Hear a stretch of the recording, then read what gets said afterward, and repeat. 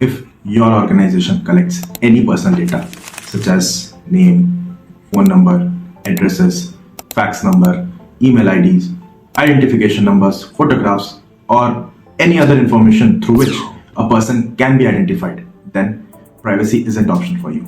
It is more about safeguarding the PII, that is, personally identifiable information of your users and your employees.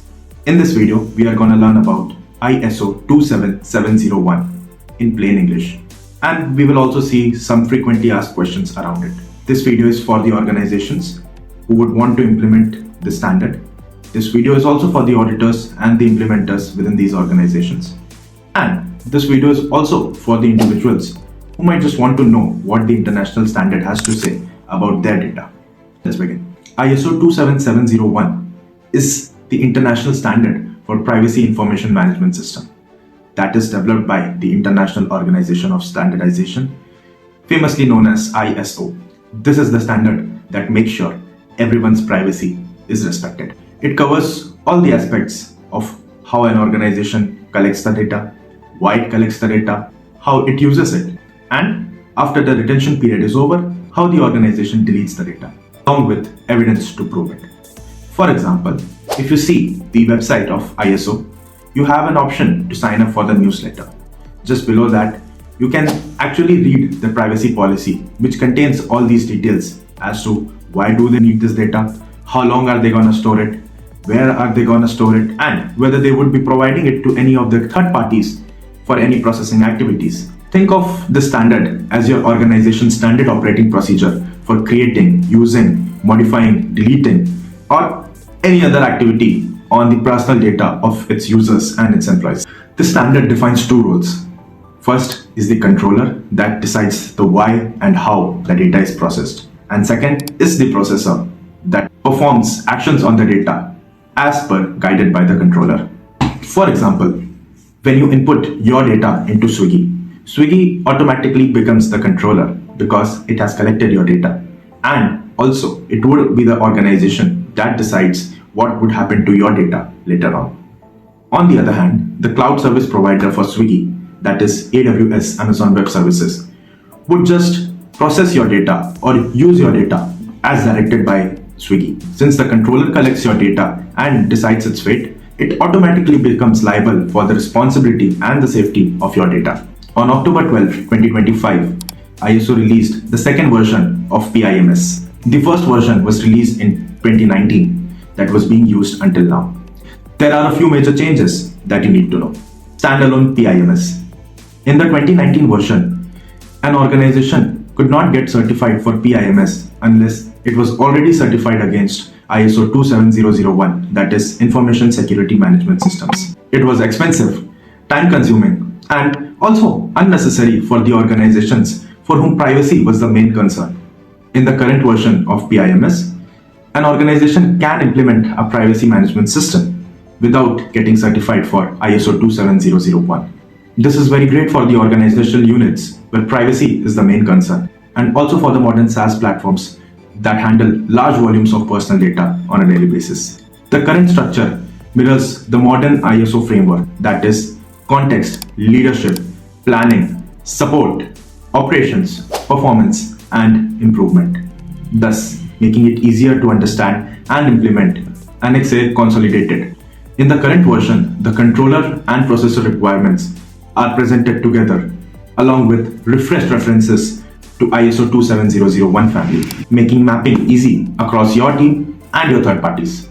Stronger, more practical approach on privacy by design, transparency, lifecycle handling, and third-party oversight, thus reducing ambiguity for real-world teams. The PIMS standard fits naturally with GDPR's core ideas: individual rights, lawful data processing, DPIs for higher risk processing, controller processor duties, and cross-border transfers. It's basically one framework that supports multiple laws. The PIMS standard also gives an organizational operational clarity, thus enforcing the organization to take right decisions, such as why should we collect data, what should we do with the data, how long do we store it, where do we store it, and how do we prove it when our regulators or our third parties or our customers ask about it. Let us understand a few general requirements of PIMS. Governance. Appoint competent leaders. Define non-conflicting roles. Train the teams that work for your organization. And write policies that the organization can follow. Lawful collection. Be very clear on the purpose of why you collect the data. Be very clear on the legal part of it. Ensure that the law of the land is not violated. Take consent wherever needed. And set retention periods that you can actually enforce. Data subject rights. Build workflows so the data subjects can access and request for the deletion, objection, portability, and correction of the data. The organization should actively track this particular thing. Privacy by design. An organization should implement privacy in its core design, such as perform data protection impact assessment when implementing new features. They should try to minimize the data storage only to the extent that is absolutely necessary for the day-to-day operations. They should also provide their customers with options such as opt-out or purpose limits.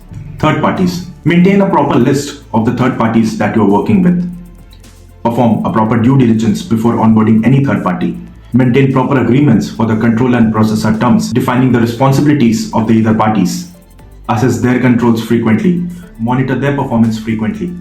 And when the tenure of the agreement is over, make sure that the data that they have stored on your behalf has been deleted securely. Security alignment. Implement security controls like encryption, logging, access control, strong password policies, role-based access controls, and any other security feature that might be necessary for the protection of that data. Management and constant improvement. Set KPIs for the different teams. Audit the teams on a regular basis. Hold management reviews and fix those issues with the corrective actions. Let's understand how this is mapped to GDPR. Lawful basis plus purpose. Decide why you collect the data and show it to your users. Get consent whenever needed. Transparency. Explain what you collect and why you collect in your privacy notice and just-in-time prompts. Rights handling. Give people easy ways to request access, correction, deletion, or objection, and verify identity. DPIs. Do risk checks before launching features like advanced analytics, AI, biometrics, or extensive tracking. Processors plus transfers. Keep a vendor list, use proper contracts and transfer tools, and choose data regions wisely. Let's understand a very simple roadmap to get started with PIMS. Define the scope. To define a draft scope for your PIMS, answer these few questions. Whose data do we collect? In which systems do we process or store it? What are the regions of those systems? And are we the controller? Are we the processor? Or do we have both the roles? Maintain a data inventory. You can make a simple Excel sheet as to what are the different parameters of the data that you collect. Where do you store it? How was the data collected? For what feature was the data collected? What happens to the data? Where does it flow to after that? Do we store it? When do we delete it? How it gets deleted? And when it's stored, whether it is encrypted or hashed or what? Few mandatory policies and templates that you need to maintain. Privacy policy, data processing SOPs, DPIA templates, roles and responsibilities document, retention schedule, and vendor checklist, and very important is the incident playbook. Some quick wins for implementing a good PIMS.